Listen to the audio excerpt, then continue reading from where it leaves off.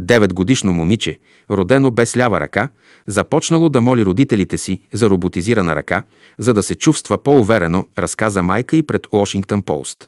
Така нейните родители се срещнали с консултант от Open Bionics, компания, която снабдява хора с леки 3D принтирани протези, които функционират по-скоро като естествена ръка, известни като Hero Arms. Бионичните ръце се произвеждат в Великобритания и струват около $24 000, но семейството се надявали, че здравноосигурителната им компания Select Health ще плати за 9-годишната им дъщеря Реми. Тя разказа, че е пробвала една от роботизираните ръце няколко дни в Колорадо и била много щастлива, че за първи път е могла да реже храната си с нож и вилица и да носи чинии с 2 ръце. Много ми хареса, можех да функционирам като пълноценен човек, каза тя. Успях дори да открадна шапката на татко. Когато ми монтираха ръката, им казах, че искам да е розова. На 1 октомври семейството изпратили рецепта за роботизираната ръка и медицински документи от педиатъра на Реми до Select Health за одобрение. Седмица по-късно молбата им била отхвърлена, каза Джами Батман. Изпратиха ни писмо, в което се казваше, че не е медицински необходимо Реми да има Hero Arm и че е само за козметична употреба, каза тя. Обжалвахме 2 пъти и отново ни отказаха. Беше много неприятно и Реми плака, когато й казах, защото всички бяхме много обнадеждени, добави Джами.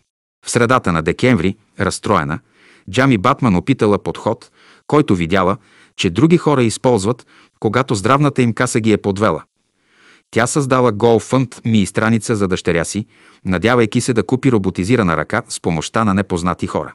Джами била изумена, когато приятели и непознати са дарили над $30 000 само за няколко дни, надхвърляйки целта на семейството от $24 000.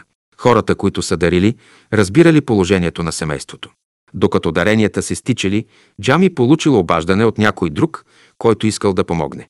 Анди Шунавър е главен изпълнителен директор на CrowdHealth, абонаментна платформа, която помага на хората да се договарят за по-ниски цени на медицински сметки. На 16 декември той казал на семейството, че компанията му иска да плати цялата цена на бионичната ръка на Реми.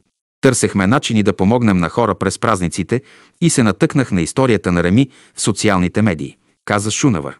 Бяхме поласкани да й помогнем. Реми бързо измислила идея.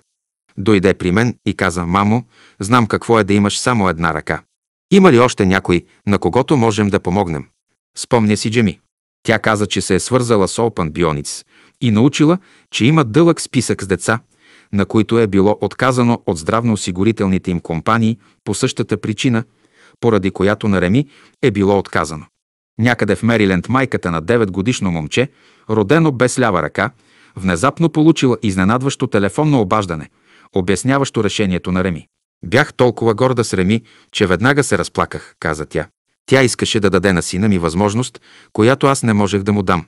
Просто ми докосна сърцето. Те се опитвали да събират пари, като продават лимонада. Но вчера на страницата на GoFundMe на Реми беше публикувана актуализация. Ръката на 9-годишното момче вече беше платена. И може би, ако се съберат още дарения, можем да помогнем на 3-то дете.